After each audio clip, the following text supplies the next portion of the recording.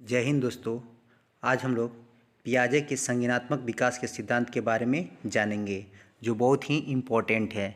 इसको जानने से पहले हम लोग जानते हैं कि संज्ञान होता क्या है। संज्ञान जो होता है ये ऐसी प्रक्रिया से है जिसमें संवेदना, जिसको सेंसेशन करते हैं, प्रत्यक्षण, जिसको परसेप्शन करते हैं, प्रतिमा, जिसको इमेजरी बोला जाता है, धारणा, तर्कना जैसी मानसिक प्रक्रिया सम्मिलित होती है। उसी को हम लोग क्या बोलते हैं? संज्ञान बोलते हैं। संज्ञानात्मक विकास के क्षेत्र में जो होते हैं 3 सिद्धांत जो होते हैं बहुत ही महत्वपूर्ण होते हैं। पहला जो होता है पियाजे का सिद्धांत होता है, दूसरा जो होता है वाइगोत्स्की का सिद्धांत होता है, तीसरा जो होता है ब्रूनर का सिद्धांत होता है। तो आपको इस वीडियो में हम बताने जा रहे हैं पियाजे के सिद्धांत के बारे में।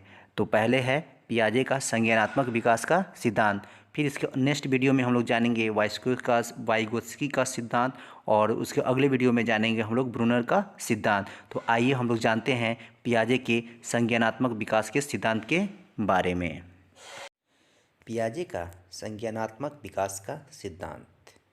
पियाजे ने बालकों के संज्ञानात्मक विकास की व्याख्या करने के लिए 4 अवस्था का सिद्धांत का प्रतिपादन किया है।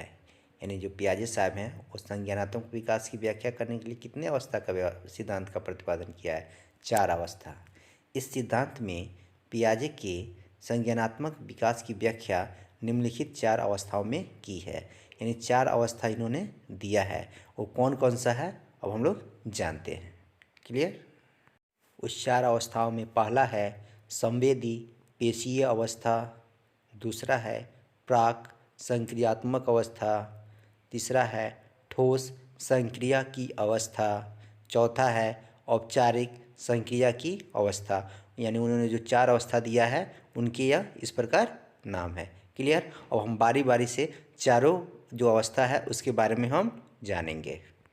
तो पहला है संवेदी पेशीय अवस्था, इसके बारे में हम लोग जानते हैं। यानी जो जो 4 अवस्था दिया गया था उसमें पहला संवेदी पेशीय अवस्था है, उसके बारे में हम लोग जानेंगे।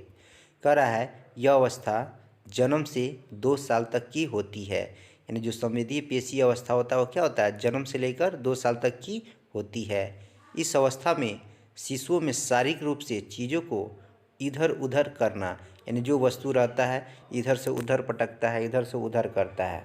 फिर से वस्तुओं की पहचान करने की कोशिश करना, वस्तुओं को क्या करना है? पहचान करने की कोशिश करता है कि यह क्या है। किसी चीज़ को पकड़ना और प्रायः उसे मुंह में डालकर उसका अध्ययन करना प्रमुख है।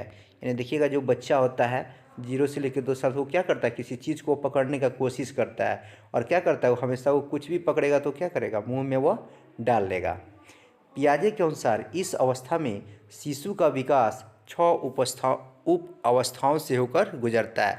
जैसे उसमें तो 4 अवस्था दिया था, उसमें पहला था संवेदी पेशीय अवस्था, और इसमें भी क्या है? 6 उप अवस्थाओं से होकर यह बच्चा जो है गुजरता है। वो 6 उप अवस्था कौन कौन सा है अब हम लोग उसके बारे में जानते हैं। क्लियर?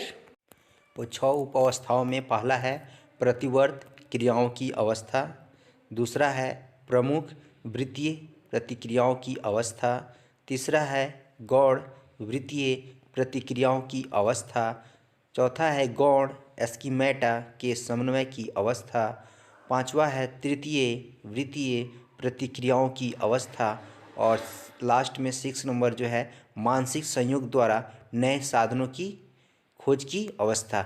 यानी जो संवेदी पेशीय अवस्था जो थी पहला, उसका क्या है? यह 6 जो है उप अवस्था के बारे में यह हम लोग जानकारी लिए हैं। अब इसके बारे में हम लोग फिर से जानकारी लेते हैं कि क्या है इसके बारे में, क्या कौन सा उम्र जो होता है, क्या क्या प्रतिवर्त कहलाता है, कौन सा प्रमुख वृत्तीय कहलाता है, गौण वृत्तीय, गौण स्कीमेटा, तृतीय वृत्तीय और मानसिक संयोग द्वारा, इसके बारे में हम लोग बारी बारी से जानते हैं। उस 6 उप अवस्थाओं में पहला है प्रतिवर्ती क्रियाओं की अवस्था। यह अवस्था कितने कितने होता है इसके बारे में हम लोग जानते हैं। यह पहली अवस्था है। यह जो उप अवस्था दो था 6, उसमें से क्या है? यह पहली अवस्था है जो जन्म से 30 दिन तक की होती है। यानी जो बच्चा जन्म ले लेता है उससे 30 दिन तक की होती है। इस अवस्था में बालक मात्र प्रतिवर्ती क्रियाएं, जिसको बोलते हैं रिफ्लेक्स एक्टिविटीज करता है, यानी मात्र यह प्रतिवर्ती क्रिया ही करता है। इन प्रतिवर्त क्रियाओं में चूसने का प्रतिवर्त सबसे प्रबल होता है। यानी जो बच्चा होता है कोई भी चीज़ ले लेता है उसको क्या करता है, वह चूसते रहता है, बार बार वो क्या करता है, चूसते रहता है। यानी क्या हो गया, यह प्रतिवर्ती क्रियाओं की यह अवस्था कहलाती है। पूछ सकता है प्रतिवर्ती क्रियाओं की अवस्था कब से कब होती है, तो यह पहली अवस्था है जो जन्म से लेके 30 दिन की होती है। क्लियर। अब हम लोग नेक्स्ट पे चलते हैं। तो दूसरी उप अवस्थाओं में प्रमुख वृत्तीय प्रतिक्रियाओं की अवस्था आती है। यह दूसरी अवस्था होती है जो 1 महीने से 4 महीने की अवधि की होती है। यानी 1 महीने से कितने दिन के लिए होती है, 4 महीने की अवधि की होती है। इस अवस्था में शिशुओं को प्रतिवर्त क्रियाएं उनकी अनुभूतियों द्वारा कुछ हद तक परिवर्तित होती है।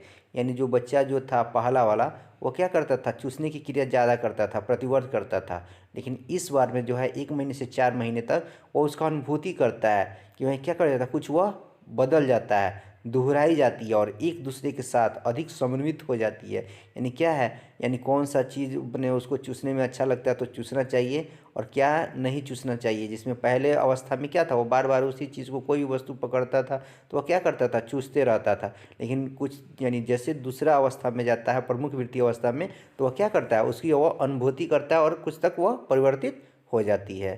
क्लियर। अब हम लोग चलते हैं तीसरी उप अवस्थाओं के बारे में हम लोग अब जानेंगे। तो तृतीय उप अवस्थाओं में आता है गौड़ वृत्तीय प्रतिक्रियाओं की अवस्था। जो तीसरा नंबर जो संवेदीय पेशीय अवस्था का जो उप अवस्था जो था उस 6 में से यह तीसरा है। कह रहा है यह तृतीय अवस्था है जो 4 से 8 महीने तक की अवधि की होती है। यानी जो तृतीय अवस्था वो कब से कब तक का होता है, 4 से लेकर 8 महीने तक की होती है। इस अवस्था में शिशु वस्तुओं को उलटने पुलटने तथा छूने पर अपना अधिक ध्यान देता है। यानी जो बच्चा होता है वह क्या करता है, इधर का वस्तु उधर उलटता है, उधर का वस्तु इधर उलटता है। यानी उलटने पुलटने तथा छूने पर अधिक क्या करता है, वह ध्यान देता है। बच्चे जानबूझकर कुछ ऐसी अनुक्रियाओं को दोहराता है जो उसे सुनने या करने में रोचक एवं मनोरंजक लगता है। यानी जो बच्चे को जो अच्छा लगता है उसको क्या करता है, वह ज़्यादा दोहराता है। क्लियर। अब हम लोग नेक्स्ट पे चलते हैं। चौथी जो उप अवस्था होती है वह होती है गौड़ स्कीमेटा के समन्वय की अवस्था। यानी इसमें के बारे में क्या कर रहा है उसके बारे में अब हम लोग जानते हैं। यह चौथी प्रमुख अवस्था है जो 8 महीने से 12 महीने की अवधि की होती है। यानी कब से कब की होती है, 8 महीने से 12 महीने की अवधि। इस अवधि में बालक उद्देश्य तथा उस पर पहुंचने के साधन में अंतर करना प्रारंभ कर देता है। यानी जो बच्चा जो होता है वो क्या करता है, आपका जो उद्देश्य है तथा उस पर पहुँचने के साधन में क्या करता है, अंतर करना प्रारंभ कर देता है कि कहाँ वो पहुँच पाएगा या नहीं हो पाएगा, उसका क्या करता है, अंतर करना प्रारंभ कर देता है। जैसे यदि खिलौने को अगर छुपा दिया जाता है तो वह वस्तु को इधर उधर हटाते हुए खोज जारी रखता है। अगर आप चाहिएगा कि बच्चे को खिलौना दिखाकर अगर छुपा देते हैं तो वह सोचेगा कि ये खिलौना जो है कहाँ उसको छुपा दिया गया, उसको वह क्या करेगा, बहुत अधिक खोजेगा। यानी वह कोशिश करेगा कि वह खिलौना उसे मिल जाए। क्लियर। अब हम लोग नेक्स्ट पे चलते हैं। तो पांचवी अवस्था जो हो गया वह होता है तृतीय वृत्तीय प्रतिक्रियाओं की अवस्था। यह कब से कब का होता है यह हम लोग जानते हैं। यह 12 महीने से 18 महीने की होती है। यह कब से कब होती है, 12 महीने से 18 महीने की होती है। इस अवस्था में बालक वस्तुओं के गुणों को प्रयास एवं त्रुटि विधि से सीखने की कोशिश करता है। यानी वह बच्चा जो होता है 12 महीने से 18 महीना, क्या वह मैंने हर चीज़ को वह प्रयास करेगा। अगर लगेगा कि हाँ इस प्रयास करने में हमसे गलती हो गया है, यानी गलती हो गया है, तो इस विधि से क्या करेगा, वह सीखने का कोशिश करेगा।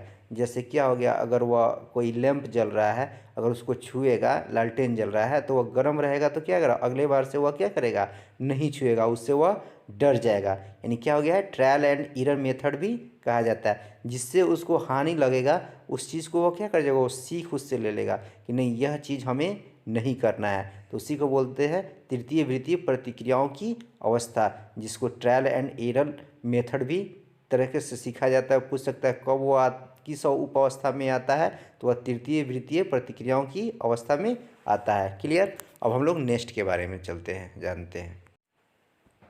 छठी उप अवस्था जो होती है वह कहलाती है मानसिक सहयोग द्वारा नए साधनों की खोज की अवस्था।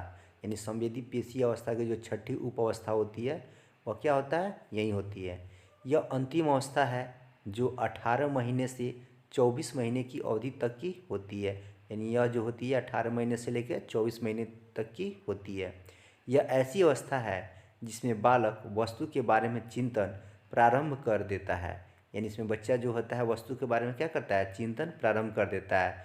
इस अवधि में बालक उन वस्तु के प्रति भी अनुक्रिया करना प्रारंभ कर देता है जो सीधे दृष्टिगोचर नहीं होती है। इस गुण को वस्तु अस्थायित्व कहा जाता है। यानी अगर बच्चे को सामने से खिलौना हटा देते हैं तो वह चिंतन करना चालू कर देता है कि आखिर वो खिलौना कहाँ रखा गया है। अगर पहले वह उतना नहीं वो कुछ भी कर, लेकिन अब क्या करता है, उसमें चिंतन करना चालू कर देता है कि अच्छा यह जो है खिलौना जो है कोई इसको ले गया है। यानी उसमें क्या करता है, वह चिंतन करना प्रारंभ कर देता है। इसी गुण को क्या करता है, वस्तु अस्थायित्व भी कहा जाता है। बोल सकता है कि वस्तु का अस्थायित्व किस अवस्था को कौन सी उप अवस्था में कहा जाएगा, तो क्या होता है, संवेदी पेशीय अवस्था के छठा उप अवस्था जो होता है, जो मानसिक सहयोग द्वारा नए साधनों की खोज की अवस्था होता है। पूछ सकता है यह कब से कब तक का होता है, यह जो होता है 18 महीने से 24 महीने की अवधि तक का होता है। क्लियर। अब यह हम लोग जो 6 उप अवस्था हम लोग जान गए, अब हम लोग जानते हैं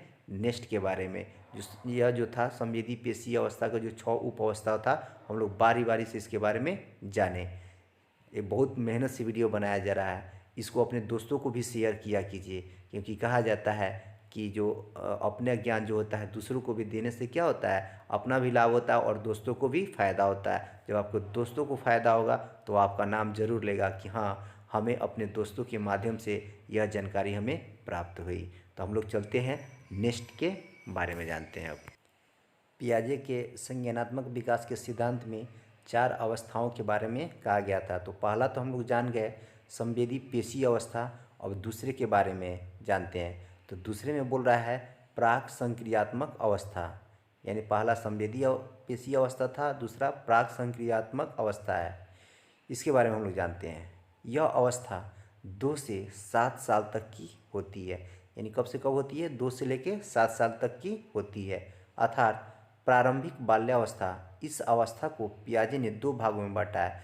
यह प्रारंभिक बाल्यावस्था जो है, यानी इसको कितने भागों में पियाजे साहब ने बांटा है, 2 भागों में बांटा है। पहला जो है प्राक संप्रात्मक अवधि और दूसरा है अंतर्दर्शी अवधि। अब इसके बारे में हम लोग जानते हैं, अलग अलग करके हम लोग जानेंगे कि प्राक संप्रात्मक अवधि किसको बोलेंगे और अंतर्दर्शी अवधि किसको कहेंगे। क्लियर।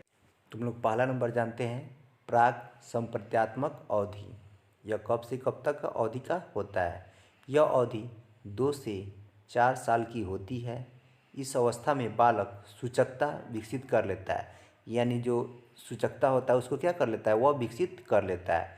सूचकता का तात्पर्य इस बात से है कि बालक यह समझने लगता है कि वस्तु, शब्द, प्रतिमा तथा चिंतन किसी चीज़ के लिए किया जाता है। यानी इस अवधि में क्या होता है, वस्तु समझने लगता है कि किस बात को हमको चिंतन करना है, कोई वस्तु जो है प्रतिमा होता है उसको देख के बारे में क्या करता है, वह चिंतन कर लेता है कि अच्छा यह मूर्ति है या यह चीज़ है। यानी किसी न किसी चीज़ से वो क्या करता है, वह मैंने सूचकता से वो क्या करता है, वह जान लेता है कि हाँ यह वस्तु यह है, यह प्रतिमा इस चीज़ का है, यह ऐसे होता है वैसे होता है। यानी क्या करता है, वह चिंतन करना प्रारंभ कर देता है। तो इसकी अवधि जो होती है कब से कब की होती है, 2 से लेके 4 साल तक की होती है। क्लियर। यानी पियाजे ने संकेत तथा चिन्ह को प्राक संक्रियात्मक चिंतन का महत्वपूर्ण साधन माना है। यानी प्राक संक्रियात्मक में चिंतन को क्या किया है, महत्वपूर्ण साधन इन्होंने माना है। इस अवस्था में बालकों को इन सूचकता का अर्थ समझना होता है। यानी क्या होता है, इस सूचकता का अर्थ क्या होता है, इनको इस उम्र में समझना होता है तथा अपने चिंतन एवं कार्य में उसका प्रयोग सीखना पड़ता है। यानी चिंतन जो होता है, चाहे उसका कार्य जो होता है, उसका प्रयोग कैसे करना है, इसको क्या करना पड़ता है, सीखना पड़ता है। इसे पियाजे ने लाक्षणिक कार्य की संज्ञा दी है। कह रहा है इसे क्या किया है, पियाजे साहब ने इन्हें क्या किया है, लाक्षणिक कार्य की संज्ञा दी है। क्लियर। अब हम लोग आगे चलते हैं। यानी बालकों में लाक्षणिक कार्य मूलतः 2 तरह की क्रियाओं का होता है, अनुकरण एवं खेल के द्वारा होता है, एक अनुकरण के द्वारा होता है, यानी जो जैसा लोग करता है उसी का क्या करता है, वह अनुसरण कर रहा है या अनुकरण कर रहा है, उसी को अनुकरण बोलते हैं। एक अनुकरण के द्वारा होता है और एक खेल के द्वारा होता है। अनुकरण की प्रक्रिया द्वारा बालक सूचकता को सीखता है, यानी वो कोई कैसा कर रहा है वो क्या करता है, देख देख के क्या करता है, उस प्रक्रिया के द्वारा बालक जो है सूचकता को सीखता है। जैसे उदाहरण के लिए बालक जब माँ के फल को कहने का अनुकरण करता है, जब माँ फल कहती है तो वो भी क्या करता है, फल को कहने का अनुकरण करता है। धीरे धीरे फल और उसके अर्थ को समझता है, धीरे धीरे वो जान जाता है अच्छा माँ इसी को ही फल कह रही है, यानी क्या होता है वो उसके अर्थ को समझती है कि हाँ इसको पपीता कहा जाता है, पपीता पीला होता है, पपीता हरा होता है, यानी इसको बोल रही है कि यह फल है। कभी वो बोलेगी कि हाँ फल जो ये पपीता जो होता है फल भी होता है और सब्जी भी होता है, अगर वो हरा रहेगा तो हम लोग उसको मैंने सब्जी भी बना सकते हैं, जब वो पक जाएगा पीला हो जाएगा तो उसको हम लोग क्या कर सकते हैं, खा सकते हैं। यानी उसको वही क्या कर रहा है, वह अनुकरण के द्वारा क्या कर रहा है, बच्चा जो है वह सीख रहा है। तो वही क्या होता है, बच्चों में लाक्षणिक कार्य क्या होता है, दो तरह का होता है, एक अनुकरण के द्वारा और एक खेल के माध्यम के द्वारा होता है। क्लियर। अब हम लोग नेक्स्ट पे चलते हैं। अब हम लोग नेक्स्ट जानेंगे अंतदर्शी अवधि। यह अवधि 4 से 7 साल की होती है। यह जो कब से कब की होती है, 4 से लेकर 7 साल की होती है। इस अवधि में बालकों का चिंतन एवं तर्कना पहले से अधिक परिपक्व हो जाती है। यानी इस अवधि में जो बच्चा जो चिंतन करता था या तर्कन करता है वह पहले से क्या हो जाता है, परिपक्व हो जाता है, जिसके परिणाम स्वरूप बालकों की साधारण मानसिक प्रक्रियाएं जैसे जोड़, घटाव, गुणा तथा भाग आदि में सम्मिलित होती है। उन्हें वह पाता है, परंतु इस मानसिक क्रियाओं के पीछे छिपे नियमों को वह नहीं समझ पाता है। यानी जो 4 से 7 साल का होता है उसमें क्या करता है, जोड़ भी करता है, घटाव भी करता है, गुणा करता है, भाग करता है, लेकिन इसमें मानसिक क्रिया का जो जो छिपा हुआ नियम है उसको वह नहीं जानता है। जैसे वो पहाड़ा याद कर लेगा कि 2 दूना 4 होता है या 2 2 4 होता है, लेकिन वह 4 में अगर 2 से भागा किया जाएगा तो कैसे आएगा, वह उसको चीज़ को वह नियम को वह क्या करेगा, नहीं समझ पाएगा। उसी वह क्या होता है, अंतदर्शी अवधि कहलाता है, जो 4 साल से लेकर कब तक का होता है, 7 साल तक का होता है। क्लियर। जैसे उदाहरण के लिए बालक यह समझता है कि 3 गुना 3 9 हुआ, यानी 3 गुना 3 9 हुआ, परंतु उन 9 भाग 3 बराबर 3 कैसे हुआ वह उसको पता नहीं चलेगा। 3 3 9 उसको पता है, लेकिन 9 को अगर भाग देंगे 3 से, 3 कैसे हुआ यह नहीं समझ पाता है। क्लियर। अब हम लोग नेक्स्ट पे चलते हैं। थर्ड नंबर है ठोस संक्रिया की अवस्था। इसमें क्या होता है, यह अवस्था 7 साल से प्रारंभ होकर 12 साल तक चलती है। यानी 7 साल से लेकर कहाँ तक चलती है, 12 साल तक चलती है।